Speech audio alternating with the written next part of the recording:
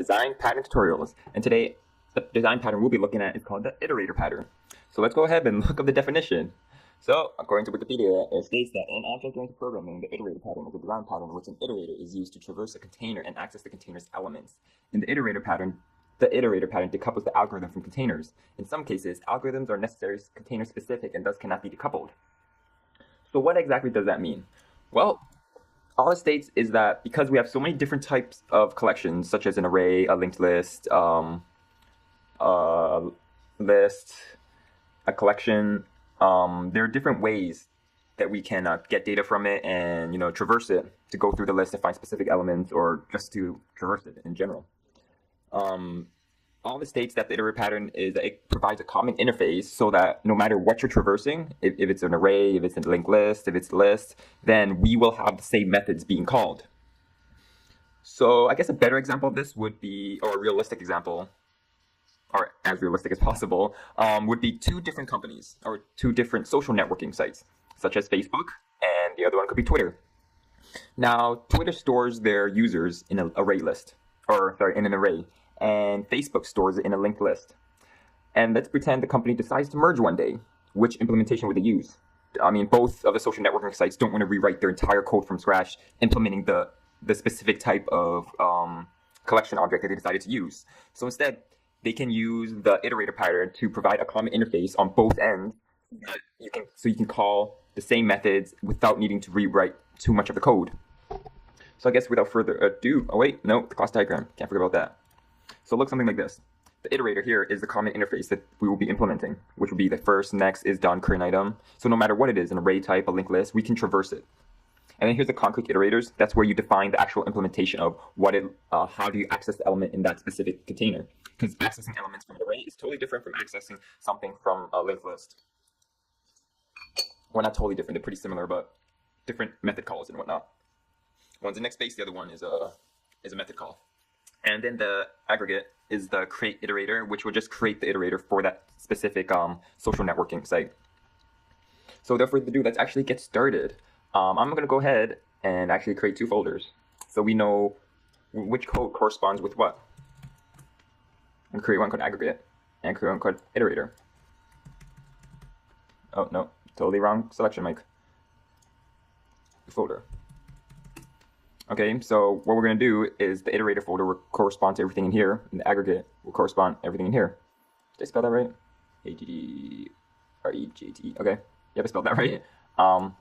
So let's start by first creating the classes that correspond to the company. So let's create one called Facebook, to the social networking site. We'll have one called Facebook, and then we'll have another one called Twitter. And these are usually given to you. So so I'm just going to start from scratch so everyone can have an idea of what's going on with this code. So we have Facebook, and Facebook likes to use a linked list to keep a collection of their users. Let's just take that as an example. All right, so Facebook likes to use a linked list to keep a track of all its users. So we'll just go ahead and create a linked list. We're going to go ahead and create the constructor, which will just add the items in. This is when you sign up for an account, and then you sign up for a Facebook account, Facebook. And these are the users that are entered in using a linked list. Now let's do the exact same thing for Twitter, except Twitter likes to use an array. Yes, an array. So we have a private array of strings, which will just hold the usernames. And in my example, I'm going to keep things as simple as possible. I mean, you should be using, a user should be an object instead with a name, ID, profile, and all that stuff. But again, we're going to try and keep it simple because what we're trying to get through is the simple, basic knowledge of what an iterator pattern is. You can obviously create this as a generic type 2 and whatnot, but all right, on the iterator part, you can create it as a generic. But we'll just leave generics out of this too because keep it simple. KISS. Keep it simple, stupid. I don't like the extra S, but whatever. So now we have both of these. So that corresponds to both our concrete aggregate. It states that it has to inherit from something abstract, and it says that we have to create an iterator or a method called create iterator. So what are these both? These are both social networking sites. So that's what we're going to call our interface. Social networking. And says that we have to create something called a create iterator, which will return of type iterator. So should I go ahead and do that? Before we do that, let's actually create the abstract, the comment interface, the iterator. The first, next, is done, all that stuff, so that we don't have any syntax errors. We'll come back to creating that method in a little while. So we're going to create an interface. We're going to call it Iterator. Awesome naming convention, I know. And Iterator, we're just going to have it copy all the methods that it's supposed to get. So in this example, it will be first, next, is done, and current item. Again, to specify or to re-elaborate, we could use a generic type, using generics obviously, but again, we're going to keep things simple. So here we're just implementing the method we were told that we had to implement, or not really. It's really customizable to what you need, but in our example, this should be sufficient. Okay, now we have that. Let's go back to our social networking site, which states that it should return iterator, or iterator of, you want to include that if it doesn't lag. All right, iterator, create iterator. All right, now going back to the class diagram, we need to, our concrete aggregates needs to inherit from our abstract one. So Facebook shall inherit from social networking. And here we're forced to implement the method that we just implemented the methods, which for now we'll say not implemented because we need the concrete iterator example. The same thing for Twitter. We wanted to inherit from the social networking and implement methods. Okay, looking great. Partially completed, at least for the aggregate side. And now we need to create the iterator pattern. I mean the concrete iterators. So here we will have the exact same thing. We will have one called Facebook iterator.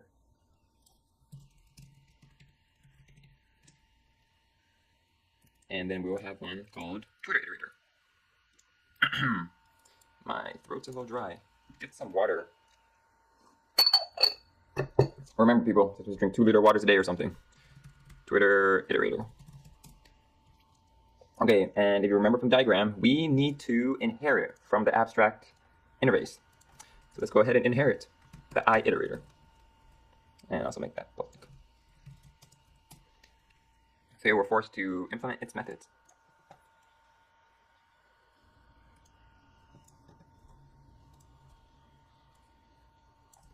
Just going to copy that and do the same thing for Twitter. Oh, I should have copied the methods too while I was at it. Derp. Anyways, thank God for ReSharper. Though my license for this trial version is expiring soon, which I am pretty sad. Okay, so now we have the 4 methods and we need to define them. First off, we need to imitate the array list or the linked lists. So here we're just going to copy and paste type, which will be passed in the constructor, which actually we should do that right now. So Twitter uses a string array. Facebook uses a linked list. So let's go ahead and create the constructor for each. And it will be passed in the collection type. Now I know in this, and from our create iterator, that's what it calls. It will create a new instance of this object. I know from this example it says to return this, but it's totally up to you. You could return the entire object, create setters and getters for the methods, create setters and getters for the collection type within the concrete aggregate, but you don't have to. In my example, I'm just going to pass in the collection type. So here we will make this lowercase. So our current, and then we'll go back to Twitter. We'll do exactly the same thing.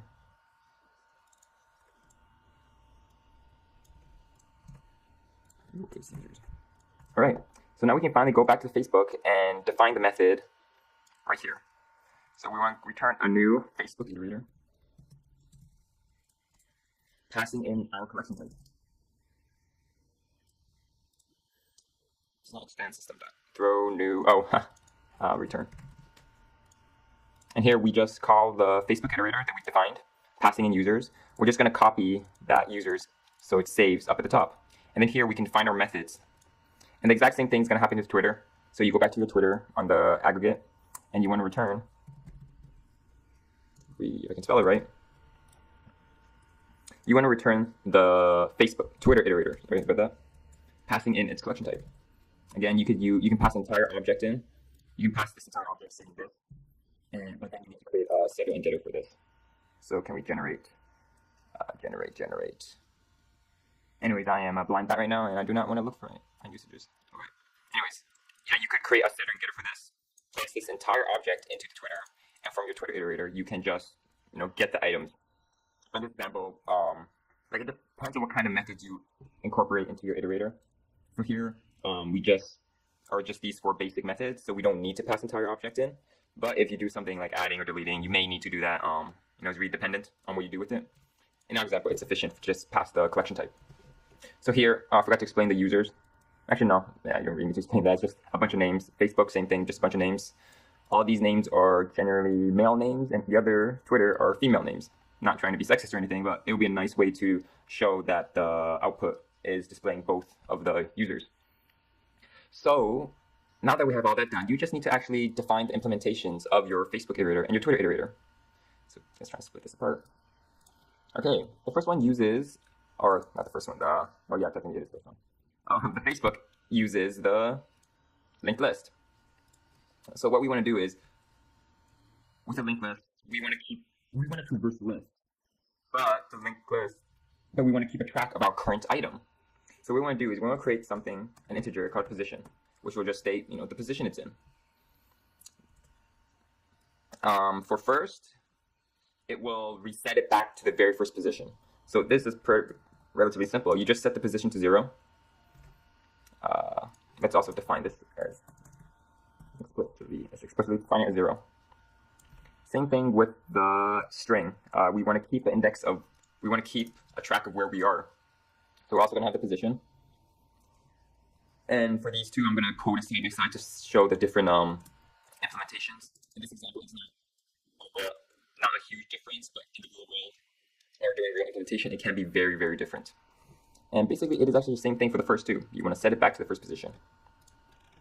Now we have next. Essentially, what we want to do is we want to return the item and then move on to the next element. This is where some differences pop up. So next for here is just simply, wait a minute, that's the wrong one. The Twitter account.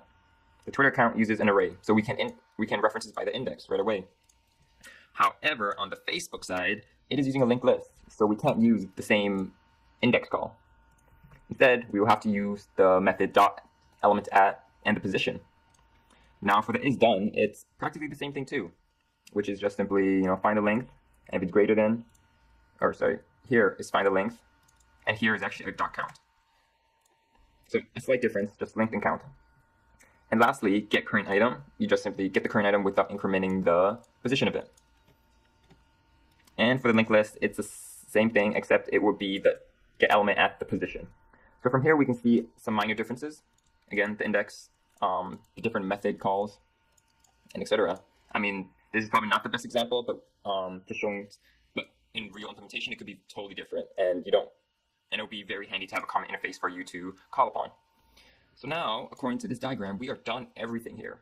So now we're going to use the calling methods. So let's go ahead and save this. Save this. So now we have our program.cs that we have to create. So we want to create 2 social networking sites. One called Facebook, FB, and one called Twitter. Then we want to create the iterators. So this is where you use the create iterator. We have the Facebook iterator, which we called Facebook from the first object, and just create the iterator. So we have 2 iterators for them both. Next, we want to actually iterate through each one. So let's create a method called print users, which will state that while it is not done, we want to iterate through the entire list. And we're going to pass in an iterator. Now, here we're going to pass in either a Facebook iterator or a Twitter iterator, but it doesn't matter because we're thinking abstractly. So we know that it has these methods that we're calling. Is first, whatnot. And then what we want to do is we want to actually, print a friendly screen saying that, oh, this is the user for Facebook. Then we want to print it out. Then we want to print out the same thing, but for Twitter. And we want to pause the screen in order to see our results. Now in this example, it's only using 2 out of the 4 methods we wrote, but majority, you can use any of the methods. We can even use the iterator dot first to set it back to the first position. Here, there are 3 out of 4. We can use the get current, but we don't really need it in this example. Different, depending on what you do with this, you could need it, but we don't need it here. So let's actually run it. All right, so here are we getting Mike, Jason, Assad, Send, Vish, Senthu. And then for Twitter, we have Kathy, Lori, Kristen, and Jamie. And that's practically it for the iterator pattern. It is a way to define a common interface, which is called the iterator, so that different collection types, such as the linked list and the array list, or an array, can be traversed without needing to rewrite existing code.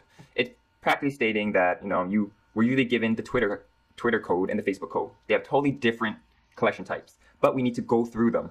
We need to iterate through those elements, but we don't want to rewrite all the code from the pre-existing implementation. Because here we can have hundreds and hundreds of methods that are specific to a linked list implementation, and the other one would be 100 code specific to an array implementation. And you don't want to rewrite any of those because that's huge waste of time. That's why we define a common interface and define some methods that we do need, such as first, next, is done, current item, etc. Current item is not really needed in this example, but it's nice to have to show you. And basically that is it for the iterator pattern. So whenever you have two existing code and they have different implementations, but you need to traverse through those different collections, all you have to do is go with the iterator pattern. I mean, it's very dependent on your situation, and the most difficult part of design pattern is to be able to relate it to your real life examples, be able to incorporate design patterns into your problem. So anyways, I hope this helped and gave you the basic understanding of what you needed to know for the iterator pattern. Next tutorial, I have absolutely no clue again. I'm just writing the names down and just writing the names down in the hats and picking them at random, essentially. So anyways, hope you enjoyed this tutorial, and I'll see you guys next time.